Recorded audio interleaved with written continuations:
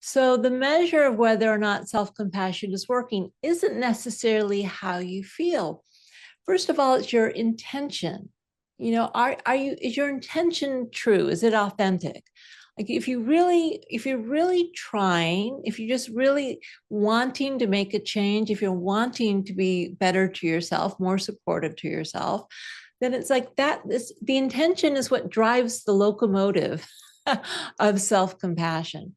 And so sometimes maybe, you say some nice things to yourself, or, I care about you, or try to be friendly to ourselves, and you don't feel much.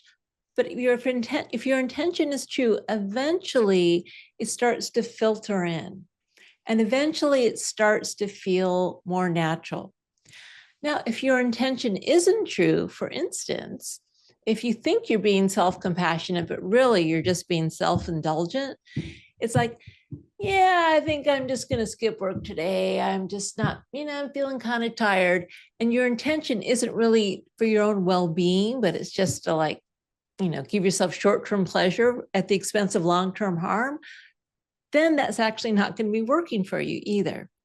So you really just have to check in, where's your heart? Are you being authentic with yourself?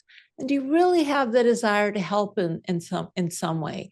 And part of that just means if at some point we just become so tired of making it worse for ourselves by being cold, by being self-critical, by shaming ourselves. And at some point it's like, enough. I want to do something different. I want to try a new way of being with myself. And it feels awkward at first. It often does. It takes some time, but eventually it starts to seep in.